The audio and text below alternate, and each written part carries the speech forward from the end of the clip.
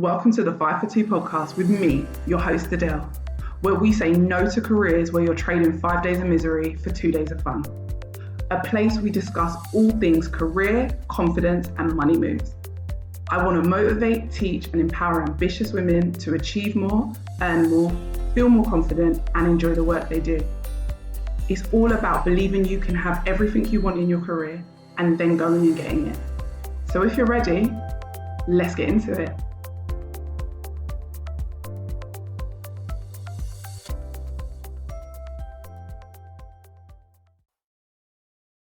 Hi everyone, welcome to another episode. I hope you're all doing super well. I know you're reading the title of this episode and saying, right, what's this about? How's it got to do with my career? This episode's going to be about your skills and why knowing your skills matters, knowing how to articulate them and sell them matters, and why it is more important now than ever before if you want to excel in your career, make more money, grow a business. Any of those things, you're going to need to know what your skills are. And the reason for the title of this episode is I was really thinking about it in the sense of when we're in relationships, people are always talking about, oh, what do you bring to the table? What do you bring to the table? Your career is the same. You want more money? What are you bringing to the table? You want a better position? What are you bringing to the table? You want access to more opportunities, better companies? What are you bringing to the table? You want to change industries because you're tired. You've outgrown where you are. You want to do something else. What do you bring to the table? Like I said at the start, your skills matter now more than ever. And the reason I wanted to talk about this is not too long ago, I did a live with the lovely Lakeisha. And we were talking about things that you need for 2025 if you want to excel in your career or if you want to start a side hustle. And one of the key things I was speaking about was your skills, your strengths. What are you good at? A lot of us will say, okay, I want a pay rise. I want more money. I'm struggling to be able to change career or get a better career in the industry I'm in. We have all these conversations, but outside of relationships, we don't really think about what do we bring to the table. And your skills in your career are what you bring to the table, the thing that you are good at.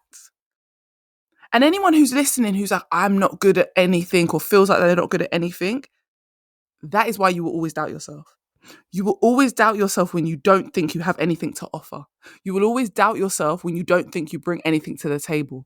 When you sit at a table and you think everyone else has something to offer, but you don't, of course you're going to doubt yourself. Of course that little voice in your head is going to keep you where you are. You're going to stay in your comfort zone. You're going to stay at the crappy job with the crappy money and tell yourself this is all I can achieve. Or you've been in a job 15 years and you're going to tell yourself, I can't leave that industry. I've got to keep doing this even though I hate it and it's soul sucking. I've got to be here because you don't know what you have to offer. And just to be clear, we are all good at something. I don't care who you are. I don't care what walk of life you come from. We are all good at something. We all have a talent, a God-given talent, a talent that has been given to us, even if that talent doesn't make you famous, doesn't make you a millionaire, it can still give you a way better life than the one you're currently living. I'm going to repeat that because I know a lot of you listening might not believe it, but we all are good at something. Even if the thing you're good at is talking to people. You might say, okay, cool, Adele, what's talking to people going to get me? Listen, what are therapists doing? Yes, therapists are getting into your mind and getting into your brain, but they're talking. They have to have something comforting about them. They have to have something likable about them. Otherwise, who's going to go and talk to that therapist? A coach. I have to know what I'm talking about and know what I bring to someone to help them, but I also have to have the skill of being good at talking to people, being good at helping people. Being able to talk to someone, you could end up being a radio broadcaster. Listen, there's jobs for everyone in every walk of life. Just talking is a job. Being good at talking is a job. Radio hosts have to be good at what? Talking. Commentators, talking, communicating, having inflection in their voice, motivating. Public speakers. There are people that get paid hundreds of thousands of pounds to speak. The problem is we take for granted what we are good at, especially women. I will find that men will tell you they are good at all the things that they are not good at. Women, you know what I'm talking about. But men will say, yeah, I'm good at 25 things. They're probably good at 2 of those 25, but they're going to tell you they're good at 25 things. They have an inflated ego, but we need some of that. The delusion is why men are so far ahead of us in the pay and in the gender pay gap. And yes, there's other factors in the world, misogyny, the type of world we live in. I get it, capitalism. There's a whole list of stuff. But you know what else it is? Men are delusional. Men have a delusion that we don't have. If you've ever dated a narcissist or a cheating man, you will understand the delusion that I'm talking about. Men have a delusion that we only could hope for, because having that level of delusion takes them to places and heights and situations that women sometimes miss, because we're like, oh, I don't meet 100% of what they're looking for, so I won't even try. I've never worked in that industry before, so I won't even try. I don't have anything to bring to the table, so I won't even try. I promise you that your skill set lies in a place that you take most for granted. I spoke about this on the live that I did, and I speak to my clients about this all the time.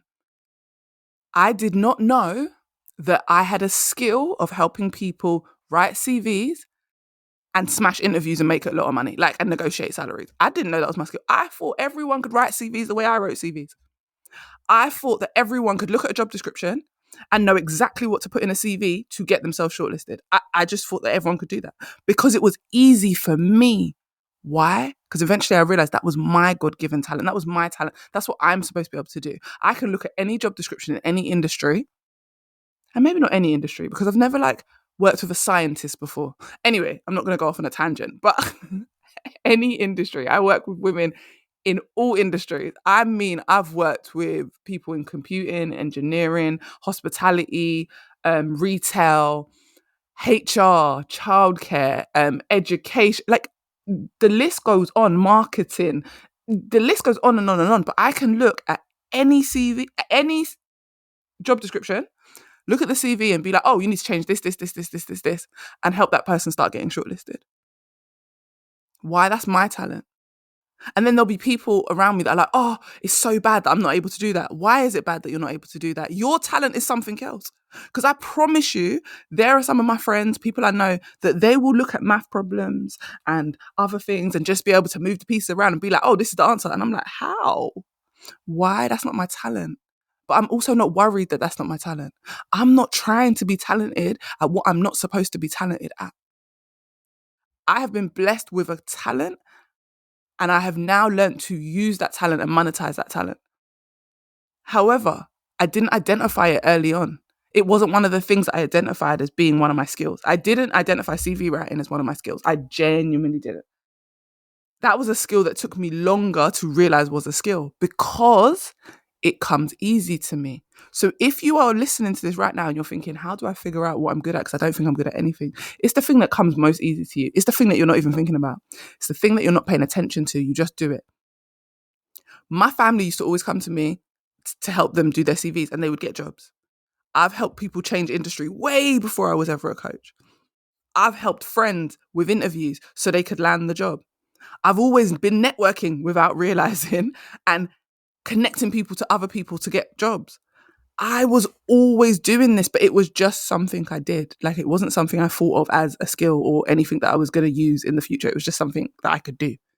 I was doing this since I've been working with kids in schools, in nurseries, in youth clubs. I've been doing this since way before I was even in recruitment or in human resources. So when I got into recruitment, it was like a light bulb went off. Oh my gosh, this is what I should have been doing the whole time. Not because I wasn't great with working with kids, because that's the other thing. Knowing that your skills can take you to different places. I was great at working with people's kids. I had kids learning stuff that other teachers were struggling to teach them for 6 months, and they would be with me for 6 weeks. And I would have these kids reading, writing their name, doing things that the other teachers were struggling to do. There was a child who didn't speak to anyone. She had been in the school for 8 months and had never opened her mouth to speak. I came for an interview. and was like, a few kids came to talk to me, and I bent down and was talking to them, and she came and whispered in my ear. And I still to this day remember the teacher pulling me aside when I went in my interview and saying to me, "Did that little girl just speak to you?" I was like, "Yeah." She goes, "I know I'm already going to give you the job." They interviewed me just like they did every other candidate, but they knew they was like, "That child ain't never spoken to no one in 8 months. How did you get her to speak to you?" Again, something that comes easy to you may not come easy to everyone else. So what do people in your family come to you for the most? What do people rely on you for? It might even be something that annoys you because they're always asking you to do it. And you're like, "Oh my gosh, it's easy. I've shown you 100 times. Why can't you do it?" They can't do it because it's not easy for them. It's easy for you because it's your skill set. What are they always asking you to do at work? What do your bosses rely on you for? What are you good at? And if you can't think of anything that you're good at work, could it be that you're in the wrong job? Not that you're not good at things. This is the thing that we do as women. If we're not good at something, we'll just say like, we're rubbish at everything. No, no, no. What if you're just in the wrong place, in the wrong space, around the wrong people? And the minute you get into the right industry or the right space, suddenly you're going to realize all the things that you're good at. We are all good at something. So I need you to start looking at your life. What comes easy to you? What do people rely on you for? How do you get results? When you, I don't know, finish a project at work or complete something or do really well at something, what skill is it that you use to do that? And the reason you need to know this information is because these skills are what you need to articulate. When we talk about how do you sell yourself, people are always like, "Oh, I'm too shy, I can't sell myself." No, no, no, it's not that you're shy. It's not that you're rubbish at selling yourself. It's not that you don't know what to say. It's that you don't know what your skills are, so you can't talk about them. If you know what you're good at, you can talk about it. My clients in Create Your Own Lane will often say to me, "Oh, I'm too shy," or "I'm not confident." You're not confident because you don't think you bring anything to the table. Let's start there. It's not that you lack confidence. It's that you don't know your competencies. It's not that you lack confidence. It's that you're scared to say, "I'm really good at this thing," because you're not 100% sure that you're really good at it. And the only way you can find evidence in your life and around you and in different situations that you are good at something is to first say, "I'm good at something," own that you're good at that thing. And then you will start noticing what areas of your life you are good with that thing. Like, I am a problem solver to the bone. Like, I know that that is one of my skills. Why? Because you give me any kind of confusion in life, any kind of chaos, and I'm like, "But why didn't you just do X, Y, Z?" I can see the way out of the maze. I don't know how. And that's just the same as a CV and a job description. It's my problem solving skills that make me good at CV. Because I'm like, yeah, but if the job description says this, then why doesn't your CV say this? Because in my mind, that just makes total sense. Because my brain is set up to problem solve. Once I went with my friends to play Crystal Maze in London. If you've not gone, amazing. All the games I were good at were puzzle games. All the games that I was good at and all the games that I won crystals on were games that required problem solving. Required what I think is common sense. Like, to me, it's really straightforward. I'll see a problem and be like, "Oh, just do this, this, this, this, this." Even if it takes me a little bit longer to think about it, I will always find a solution. There is always a solution to a problem as far as I'm concerned. I'm not the friend that my friends come to just complain to. Because if you come to me, I'm going to have a solution for you. Because otherwise, why are we here talking? Like, misery does not love company in my world. So if there's a problem, let's fix it. But that's because to the bone, that's my skill set. I then had to understand, how does me being a good problem solver help me in teaching? This is where I first ever learned to negotiate more money. How does me being good at problem solving help me and make me a better teacher? How does me being good at problem solving help me and make me a better trainer? Because you guys know, if you've been listening for a while, I'm also a trainer, like a first aid trainer, and I do training. How does me being a good problem solver make me good in human resources or recruitment? If you want to change industry, knowing what your strongest skill is and then thinking about, okay, how is that going to help me be good in the new job, is how you sell yourself. Selling yourself is just talking about what you're good at. There is not this, sometimes people think, "Oh, there's this magic formula." No, the formula is know what you're good at and know how it helps someone else get a result. Know how it helps you get a result. Now go and talk about that. Talk about that thing. Talk about how well you do that thing. And I promise you, that's where the money resides. That's where you start being able to access more money and negotiate. Because how are you showing up to the table to negotiate? And the only thing you've got to say is, "I've been here 5 years. And what? What does that mean? You've been in my building for 5 years and now you want 10K more. Why? What have you done for me in those 5 years? You see the difference?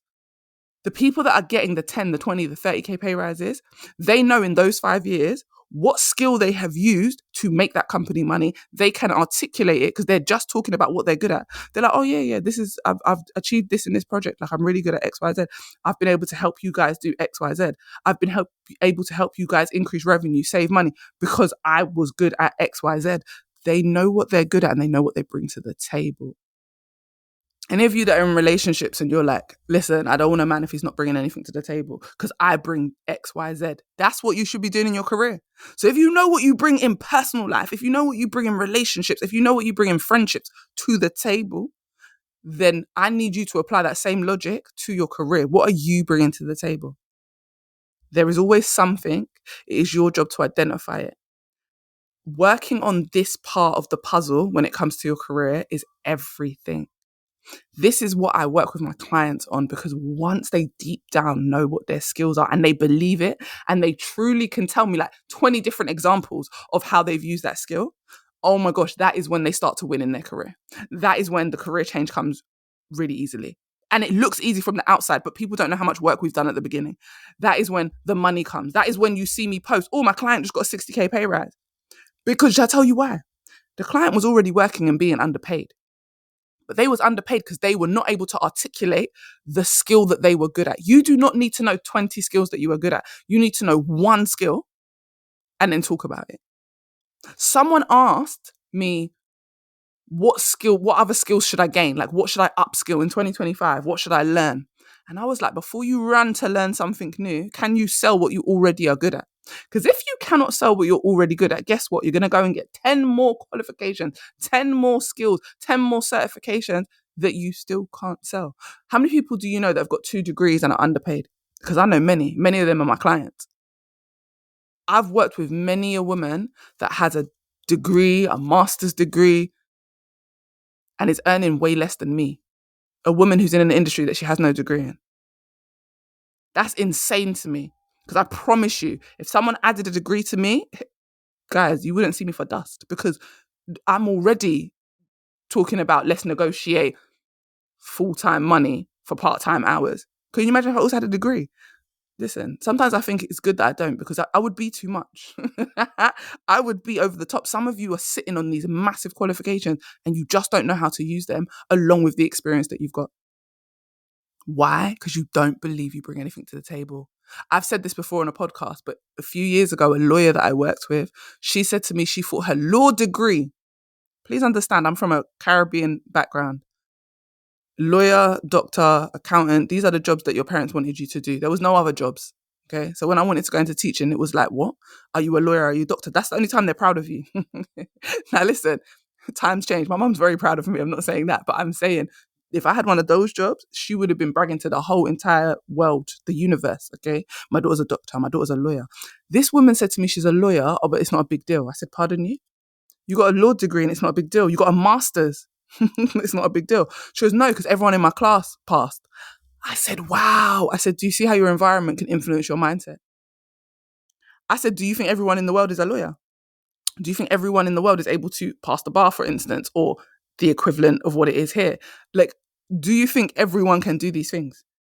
She was like, I never thought of it like that because everyone in my class could. So just because you was in maybe a class of 20, 30 people, you think those 30 people made up the whole world. You think everyone can do what those 30 people did. That is a small portion of the world that are lawyers. But in your mind, because you were surrounded by other people that did what you did, you thought what you did wasn't special. What you do is special. I don't care if you're in an office and everyone can do what you do. The way you do it is not the same as everyone else. I'm not the first or last HR person. I'm not the only human resources person in the world. What makes me turn that into coaching? What has made me have this podcast? What has made me be able to help multiple women change careers, make more money? Because I do it differently. My brain looks at things differently. I don't care if 30 other people can do what I do. They cannot do it the way that I do it. And it's as simple as that. Do you know how many career coach friends that I have? Within that, the way they coach is different from me. We talk about these things because the way I coach is not the way they coach. There are women that will come to me and I'll be like, I don't think my style suits you. I know someone else that might suit you better. Why? because everything is not for everyone. And your skill set and what you bring to the table, I don't care if someone else can bring the same thing to the table. That's not the point. Because that's why you doubt yourself. Because you're like, oh, but what I bring to the table, someone else could bring to the table. Of course they could. Of course they could. But guess what? You are sitting at this table right now. So you tell me what you are bringing to it. I don't care if 30 other people could come here. Those 30 other people aren't here.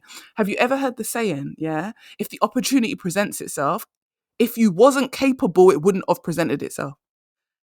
If you wasn't capable and that opportunity wasn't for you, God would not have opened the door. Your skills matter, but being able to know what they are and talk about what they are matters even more. If you don't know what they are and you don't know how to articulate it and you don't know how to talk about what you're good at, you will never be able to use it to propel yourself forward. So knowing it is the first step, but utilizing it is the rest of the puzzle. And your skill doesn't necessarily mean it's something that you are passionate about. Because I think sometimes we do get the two confused. Yes, I think that we should all be aiming for jobs that we love to do. We shouldn't have to do jobs that we hate just to pay the bills. Like, listen, I want to get up and go to work and enjoy it a little bit, please. However, at no point in my life when I was growing up did I grow up and want to dream of labor. No, my dream is not to work. My dream is to be on a yacht somewhere as a millionaire. My dream is not to work. But if I've got to work, if working isn't optional, then I want to enjoy it. But it doesn't necessarily have to be something I'm passionate about. I love recruitment. I do. I love human resources. I do.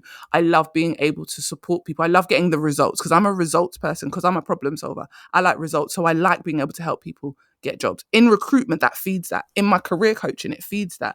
But it's not my passion. Like, I'm passionate about travel. Like, I'm passionate about eating food. I love different types of food. I love food, just food. I'm just very greedy. Melted cheese, anything like food. Okay. I'm not even gonna go down that road because I'll be here all day talking about the food I like. But I enjoy food. I'm passionate about food. I'm passionate about travel. Babes, I'm not a chef. Just because I'm passionate about food. I'm not about to open a restaurant. I don't have the heart for it. I don't have the patience. I couldn't do it. Any of you that got a restaurant, hats off to you. All the health and safety, all the rules, it's too much for me. For me. Someone else is great at it. Why? That's their skill set. Your skills and your passion are not always the same thing.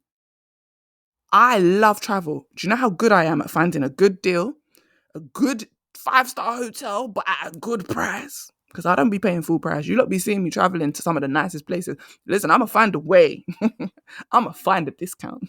I'm going to find a way round to stay in the nicest hotels in the world because I like nice stuff. But I ain't paying full price. It's going to be rare. Like, when I say rare, I can't remember the last time I paid. Like, I've stayed in hotels where people have been like, oh my gosh, can't believe you stayed in that hotel. When I looked, it was this much. You looked at the wrong time, babe. I probably looked at it a year before when it was on offer and paid a little deposit and held that so that it was at that price. That's probably what did happen. Because I promise you I didn't pay what you just told me. Sometimes my mind is blown when people tell me the price of some of the hotels that I've stayed in, because that's not necessarily what I paid to be in those hotels. So my passion is travel. People come to me all the time and they're like, oh, help me find a flight, or maybe help me, like, how did you afford that hotel? Like, what did you do? And I will give them the advice. That does not mean I'm a travel agent. I would never want to book people's like itineraries and travel. Like, no, I only do it for myself because I enjoy the end result. It's a means to an end. I enjoy the traveling part. So I will organize. When I say I organize everyone's passports, to the point where the other day my cousin was out and she didn't have her passport and she messaged me and said, do you still have my passport? Because that's how bad it is. I'm the passport keeper of all the cousins, the friends, the husband, the daughter. Like, I've got everyone's passports in I have all the passports. Yeah, I'm the passport keeper. I have everyone's passport number. Even if I don't have the actual physical passport, I have all the passport numbers and all the passport information. Why? Because I book everything.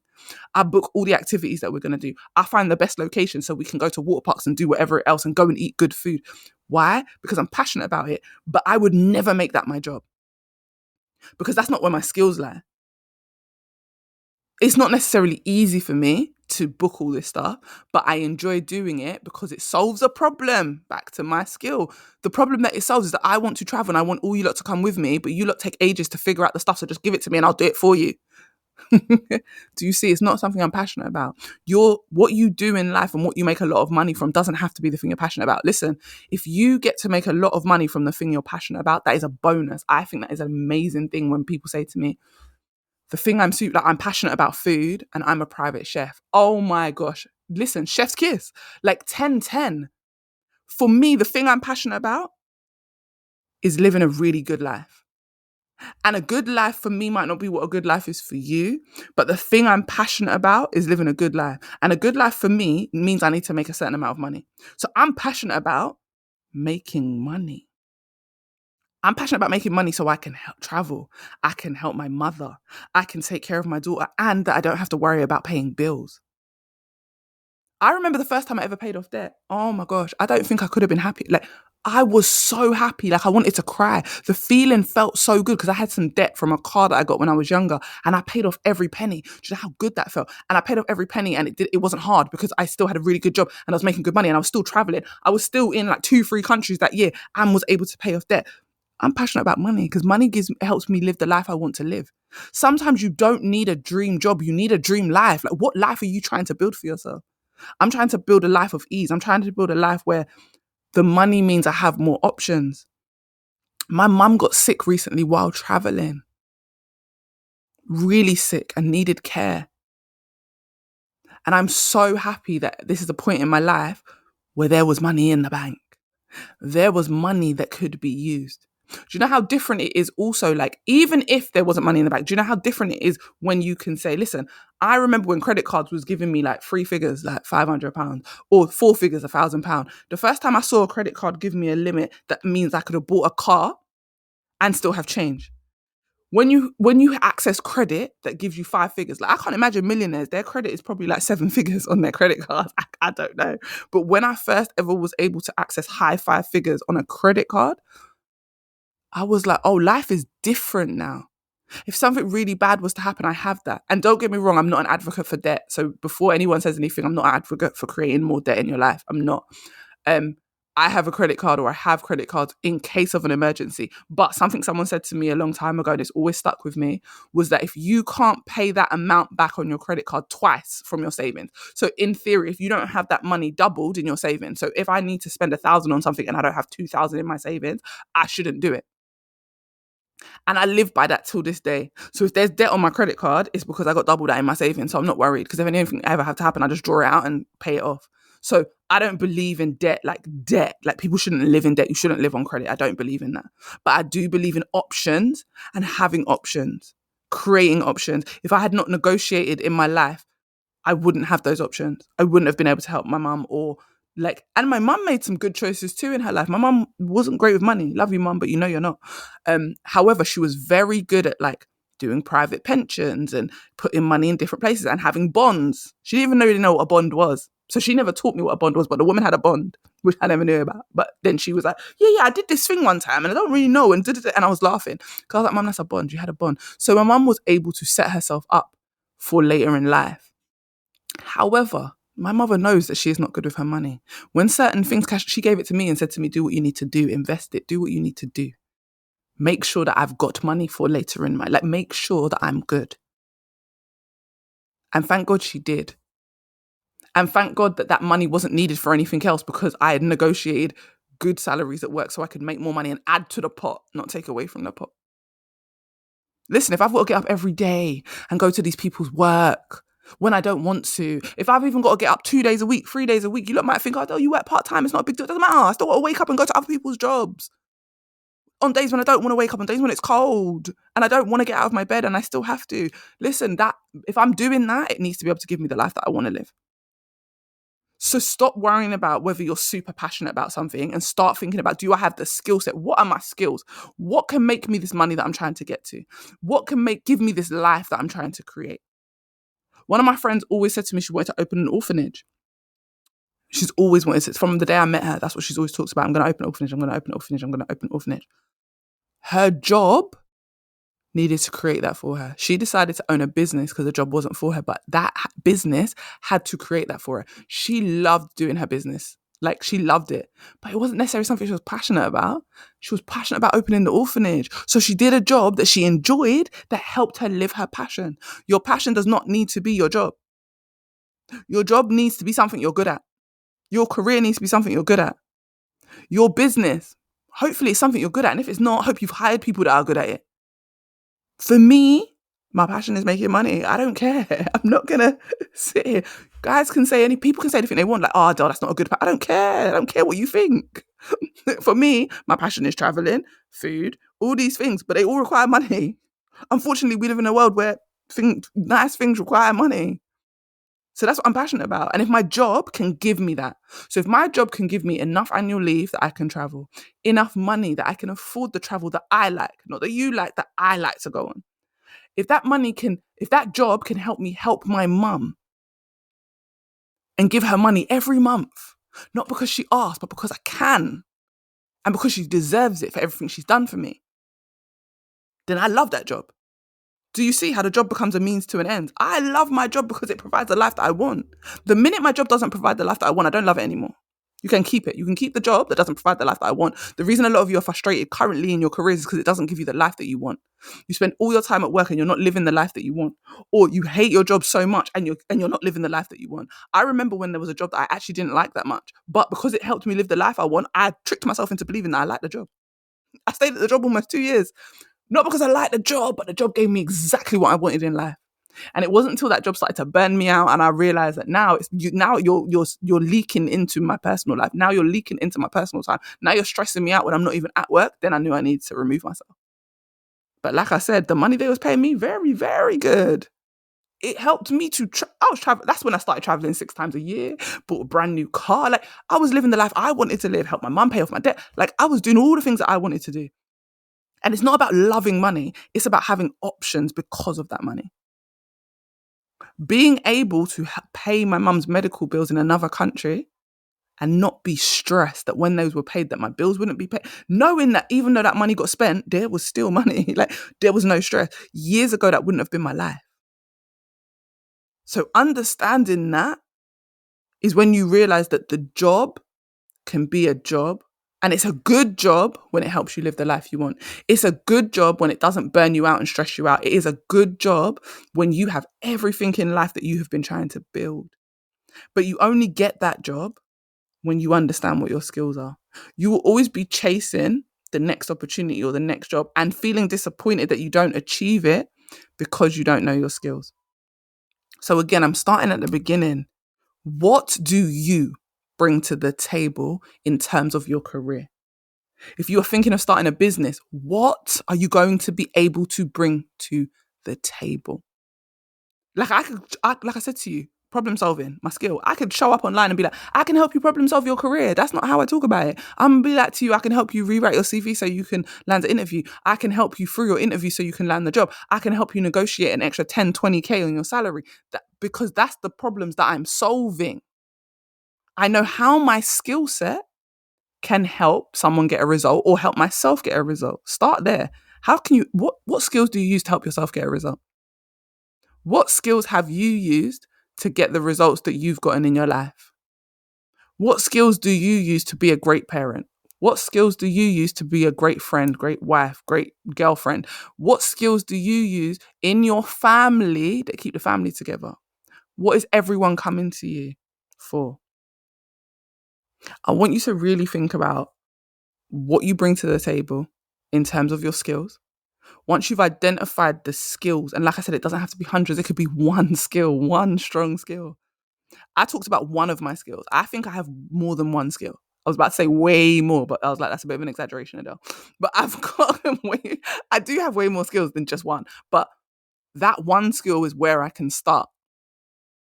I can build the other skills. I can learn new skills. It's always good to upskill yourself. Never saying not to upskill yourself. But guess what? Because I know how to sell the skill I already have, gaining more skills means I'll also be able to sell them. Now I'm becoming unstoppable because I don't just have one. I got 10 things that I'm going to sell when I sit at that table. So when you ask me what I bring to the table, I got a list. You're going to be tired of me talking because I've got so many things that I bring to the table.